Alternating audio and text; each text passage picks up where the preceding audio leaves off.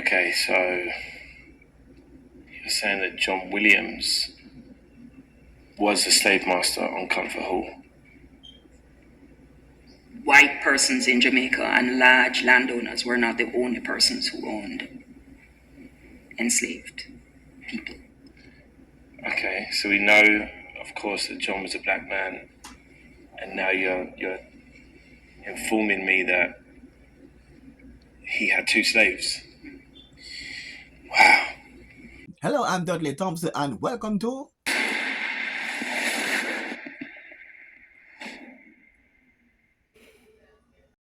Ladies and gentlemen, it is yours to the G Cole homegrown G Cole the Drive Time Vibe. Listen, I got something brand spanking new for you. You know how we do. Dropping the vibes on you right here before you hear them everywhere else and anywhere else. All right, ladies and gentlemen, Raw Deal the Future. I got something special. Raw Deal the Special. Future. Special. This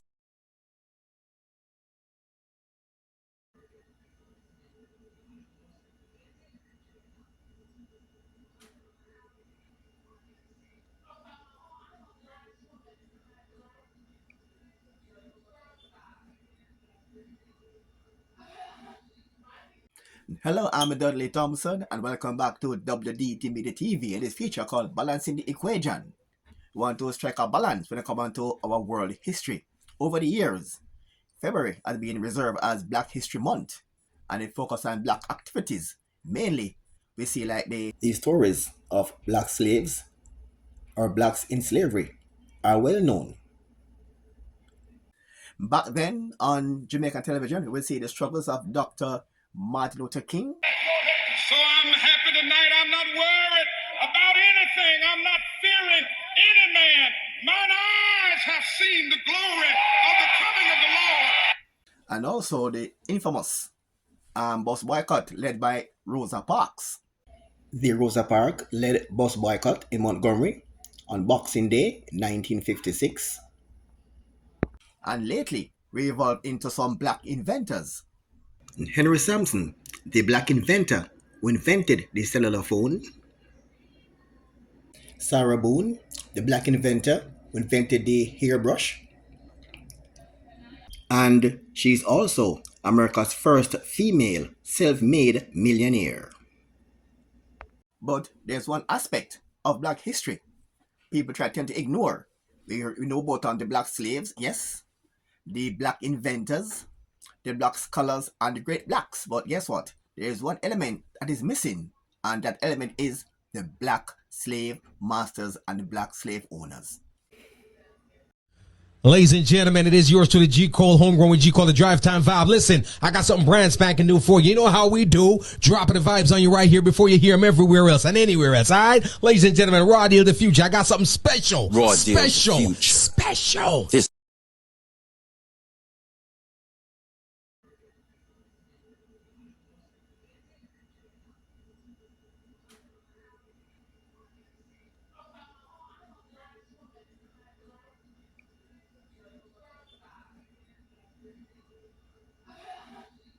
Can go way back, but there's one aspect of black history that is still not being focused on. Is the fact that we had black Jamaican slave owners. A record for you, Okay. John Williams, right? owner of Comfort Hall, dated the 28th of September, 1835, awarded £53 3 shillings and 3 shillings. for 2 persons. Right. So, in the 1830s, after abolition, the British government gave to persons who owned slaves a £20 million compensation. Your 4 times great grandfather receives compensation of £53 and 3 shillings for 2 persons who were enslaved on his property at Comfort Hall. Oh, wow. Okay, so you're saying that John Williams was the slave master on Comfort Hall.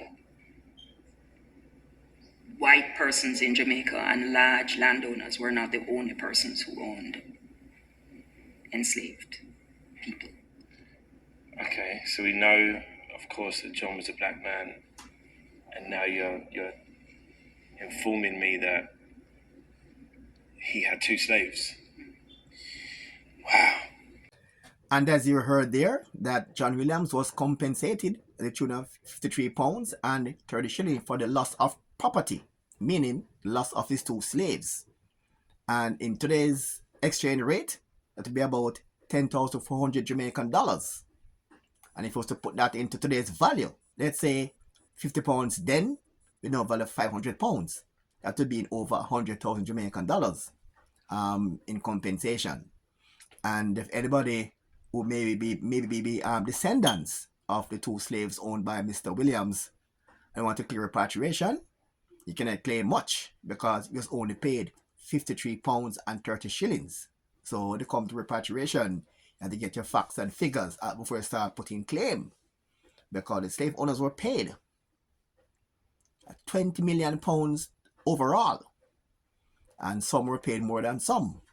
So if you can trace who was your family slave owner and see how much they were paid, you can have an idea as to how you can claim. For now, John Williams had two slaves and he was paid £53 for a loss of property. All right, and 30 shillings. So nothing much the descendants of the two slaves can claim here in Jamaica. Record of marriages solemnized in the parish of St. John, 1828, December the 28th. John Williams and Emily Brown were married by James Dawson, rector. In this church? There you go. No way. Yep. So my 4 times great-grandfather John Williams and his wife Emily Brown got married in this room, in this church. In this very church. There you go. So they were This is incredible, parishioners. man. They were parishioners of St. John's Church. He also founded a church where his 4 grandparents got married here in Jamaica. His 3-time great-grandfather and his grandmother got married in this church.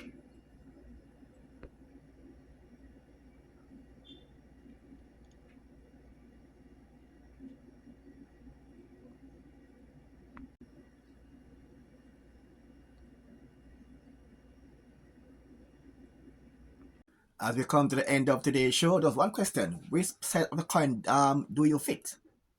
You think you're descendants of the black slaves or descendant of the black slave owner? Where do you fit? Try find out. I'm Dudley Thompson, and again, please like, share, and subscribe. And as usual, thanks for watching.